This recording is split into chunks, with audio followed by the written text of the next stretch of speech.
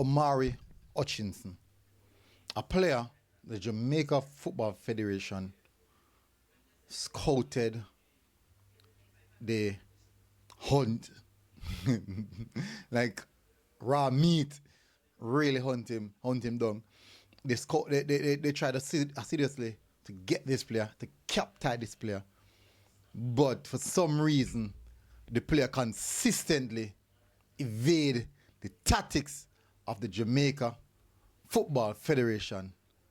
So technically, just technically, he has outsmarted them.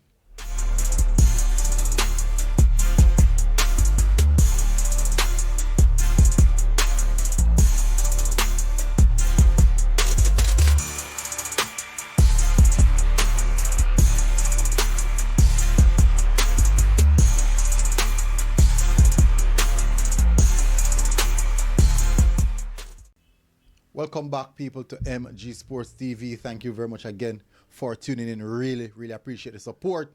Now, we're going to discuss Omar Hutchinson. Before we get into that, I would really want you guys to do the YouTube stuff by hitting the like button, hitting the subscribe button. We thoroughly appreciate it. It's the easiest way to support us. You can also use other alternative ways of supporting us. There's a link in the comment section, also the description of the video. You can buy us a coffee. You can become a member, a patron, or a member of the channel. Those are ways you can support us. But the easiest way to do so is by hitting that like button. Now, Omar Hutchinson is a particular player that I've known. This is what I know for a fact, that they try their best. The Jamaica Football Federation try their utmost best to tie this player. Numerous selections he has opted out of by quote unquote having things to do. We have gotten issues of trying to get a new contract, trying to settle into a new club, trying to help club get promoted, trying to settle in a season, moving. But let me make it clear, he's gone to play for the England U21. That don't necessarily mean there's no chance of him playing senior football for Jamaica. But what I want you guys to look at is, if the opportunity presents itself to play senior football for Jamaica in the Nations League versus England U21, and he chooses England U21, that's his choice. That says exactly what he wants. Now, Steve McLaren did openly said that in the press conference today. Well, technically, that just concluded, the squad announcement one, that it's very, very difficult to get these young players, especially ones that believe they still can make the England national team. It's very difficult getting these players, because they said if they can just hold out just a little longer, and the next season they improve their performances throughout the season, something might happen. And they still hold on to that belief. Now, let's look at this right here, right? Let me show you the pathway for Omar Hutchinson in the England national team. One, I don't need to show a pathway for the Jamaica team. There is an open pathway there. He has gotten the invitation. He has gotten call. But he refuses. Now, this is a pathway. He's at Ipswich Town. I know we have seen a case where England national team selection has a lot to do with performances throughout the season. So the big club syndrome kind of fade away, because they want to get players who are performing well once they're performing well in the league. Because you can have the leading goal scorer in the league and it's coming from a lower tier club, a club at the even the fighting relegation or something of that sort. And so that's just an example. No, he's at Ipswich Town, right? I want to listen to this. And he believes that if he can just hide the senior call-up for the Jamaica team, avoid getting captain for just this 1 year, during that same time period,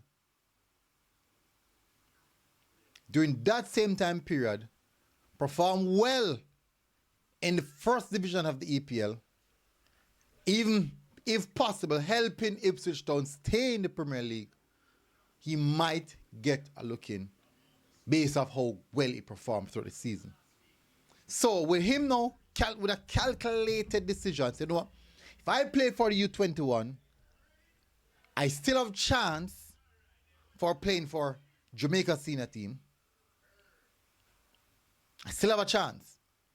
But it also allows me, or allow the scouts or the senior team setup. What? The senior team setup to have a look at me. Because if I perform well at the U21, like outclass, outstanding, that potentially push me up the pecking order. So let's look at it that way. Now, let's have another outlook at it, people. And let me show you why it's important for us to understand what these players are going through. So, bad baller, born in Jamaica. Even though my parents, or even one of my parents, is from Trinidad, but me born and grew in Jamaica. Love the culture, the food, everything. Speak the language, the native language, and all these things. So this is where I feel comfortable. And I'm playing in the Jamaica Premier League, looking to get a look in at the senior team, because I've seen players in and around the Jamaica Premier League making it to the senior team. And I believe that I'm good enough. I'm better than some of these players. Then now I got a phone call. My mother, who's from Trinidad, said the Trinidad FA is reaching out and want me to come and play for Trinidad. But when I look at the Trinidad team, I'm just using it as reference, people. When I look at the Trinidad team, there's not much big name players. They're not doing much. They're not partaking in the big competitions. I'm like, and I've seen other players I think I can, other players making the Jamaica national team, and I think I can do that. Secondly, if I go to Trinidad, even though we speak English, the culture barrier and all these things, I'm more at home here in Jamaica. This is where I feel comfortable. These are the same situation that most of these players are going through. And I think a lot of the fans, I think some fans understand it, some don't. For me, I do believe that it's a tough decision to make. And you have players who make it early, you have some who make it late. When they realize, boy, the option for the first choice is out of the way, but I'm still good enough to be first choice for the second option. So just went to the second option, just like that. So this is what I have to say. It's very important that we consistently improve on the squad. So when players hear that Jamaica is interested, they want to play and want to come, because they see the caliber of players that is playing there. And they see Jamaica doing stuff. They see Jamaica participating in big competitions, being highly competitive. They want to be a part of that. Because at the end of the day, football is something where people look to see what they can gain from it. That's just the truth. A lot of persons that say, yeah man, weird national flag, play with the heart and them something that. The truth is, them kind of days, they're kind of out. You do have one and two players who really play from them heart. Them days are kind of go still. But they play for the heart, selective, where their heart really lies. So let me give a perfect example. So what if when me get coffee national team, I'm at a club, I'm not comfortable. But I'm playing well now, but I'm not comfortable. So I'm gonna give me 100. But we get called for the national team, me I give 150%, even more than I even know about. Even more than I even know about. You have players like that. That's just how the nature of the business is. So what I'm saying is, there's a point in time when Omar Hutchinson, when he helped Ipswich Town, got promoted to the Premier League, and he was parading with the Jamaica flag. And I said that, to me personally, that did not necessarily mean anything unless I see him in an important game for Jamaica.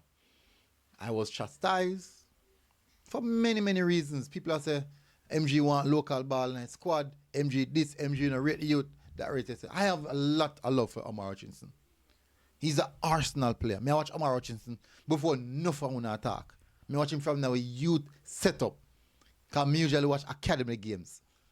I have the app on my phone, watch academy games. So I look at me and watch the next players that come through the rankings. But fine. I was upset. I was really upset when he make a move at Chelsea. But that don't deter me from, and then when he come play for Jamaica, that love still remain. That don't deter me from anything. And at the end of the day, based off his action, it showed me that he never necessarily wanted to play for Jamaica. And some of the stuff that he did were just PR stunt so that they lock in. Remember last time for the what's it name? The Gold Cup, the Copa America and World Cup qualifiers. The talk was that he turned down England as well, he turned down Jamaica, so nothing is in it. But now it's clear now. It's very, very clear now that something was actually in it. I've said it. More than likely, people don't really listen to me because, quote unquote, whatever they want to feel. For me, I'm very, very disappointed in it because I want to see the player play for Jamaica. So I'm really disappointed in it. But it's just unfortunate that is the reality of what's happening in football. I'm not going to come here and say, boy, yeah, man, we're going to see him next 4 years from now. Yeah, man, we're going to see him next 3 years from now. I won't do that. Just based off the players, how the player operate, the things them when do show me, say, no, he's not interested. And when I do come here and say, based off what I've seen, people beat me feet, people make nice feet and say, boy, I fight out the youth. That just it's rough. But anyways, it's unfortunate. It's the nature of the situation. There are more youngsters coming through. There's a lot of youngsters coming through the ranks in the lower tier of England, in England first tier. And I do believe that some of these youngsters would definitely want to come and play. So let's hope that we can lock in on more of them. And who don't want to play, that's just how it is. For me personally, that's just how it is. Anyways, big up on yourself, people. Smash the like button, hit subscribe button. And I'll see you guys again. Until next time, MG Sports TV. We're out. God bless. Enjoy. Like, share, and subscribe, people. Now, I mean, link in the comment section. Check it out.